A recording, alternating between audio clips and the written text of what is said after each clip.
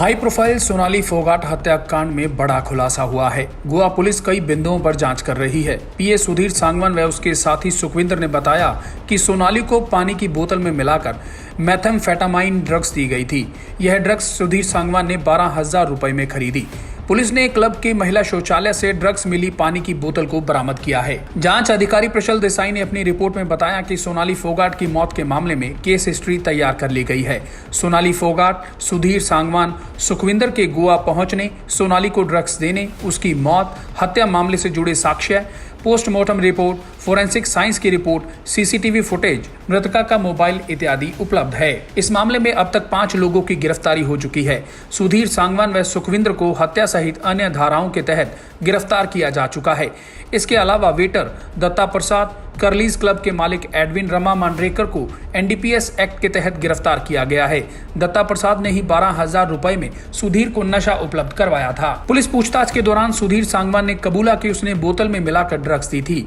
बची हुई ड्रग्स उसने लेडीज टॉयलेट में छिपा दी। पुलिस की टीम ने टॉयलेट से ड्रग्स बरामद की। सोनाली फोगाट के जेठ कुलदीप फोगाट ने सुधीर सांगवान के सोनाली के ऑस्ट्रेलिया में पहली बार ड्रग्स लेने के बयान को गलत बताया। कुलदीप फोगाट ने कहा कि वहां पर हमारे परिवार के कई लोग हैं, उन सभी से सोनाली मिली थी। वहां परिवार के लोगों के साथ रहकर वह नशा कैसे कर सकती है। दूसरी बात यह है कि सुधीर सांगवान ऑस्ट्रेलिया तो गया ही नहीं था। आपको बता दें कि मेथाम्फेटामाइन बेहद घातक ड्रग होती है। माना जाता है कि इसकी लत बहुत जल्दी लगती है।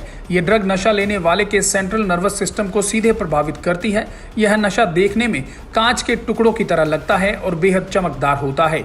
बहुत अधिक मात्रा में यह मनोविकृति, दौरे और मस्तिष्क में रक्तस्राव का कारण भी बन सकता है। पुलिस को सेंट एंथोनी अस्पताल में पूछताछ करने पर पता चला कि मृतक सोनाली फोगाट को सुधीर पाल सांगवान और सुखविंदर सिंह नाम के 2 शख्स वेगेटोर इलाके से लियोनी रिजोर्ट से सेंट एंथोनी अस्पताल लेकर पहुंचे थे। जिसके बाद सुधीर सांगवान और सुखविंदर सिंह से पूछताछ करने पर पता चला कि 22 अगस्त को सोनाली फोगाट, सुधीर और सुखविंदर फ्लाइट से गोवा आए थे और होटल ग्रांड लियोनी रिजोर्ट में ठहरे थे।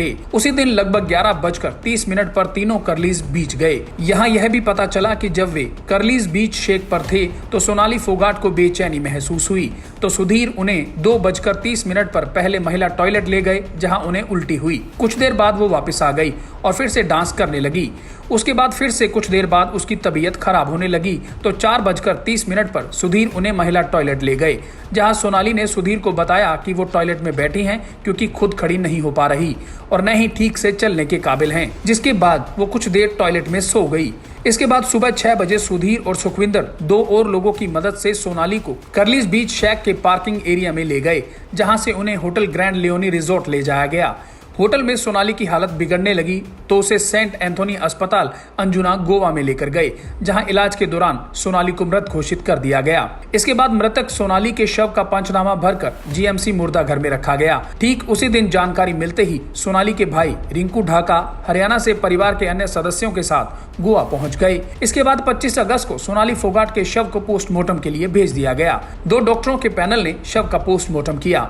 पता चला कि सोनाली के शरीर पर कई ब्लंट फोर्स इंजरीज भी हैं। ऑटोप्सी रिपोर्ट सोनाली फोगाट के भाई रिंकू फोगाट को सौंप दी गई। पीड़ित परिवार की शिकायत पर अंजुना पुलिस ने तुरंत सुधीर सांगवान और सुखविंदर के खिलाफ धारा 302 के तहत कत्ल का मुकदमा दर्ज किया।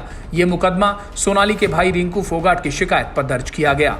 मुकदमा दर्ज करते ही पुलिस ने सुधीर और सुखविंदर दोनों को अंजुना पुलिस स्टेशन पूछताछ के लिए बुलाया। पूछताछ के दौरान सुधीर ने यह कहते हुए अपराध कबूल कर लिया कि गोवा पहुंचने के बाद वो सुखविंदर के साथ सोनाली फोगाट को पार्टी करने के बहाने गोवा के अंजुना में कर्ली रेस्टोरेंट ले गया। वहां उसने एक ड्रिंक में जानलेवा नशीला पदार्थ मिलाकर जबरदस्ती सोनाली फोगाट को पिला दिया। सुधीर ने यह भी खुलासा किया कि सुखविंदर सिंह ने वो नशीला पदार्थ हासिल करने में उसकी मदद की थी। बाद में पूछताछ के दौरान सुखविंदर सिंह ने भी ये बात कबूल की। ब्यूरो रिपोर्ट, सच कहूं।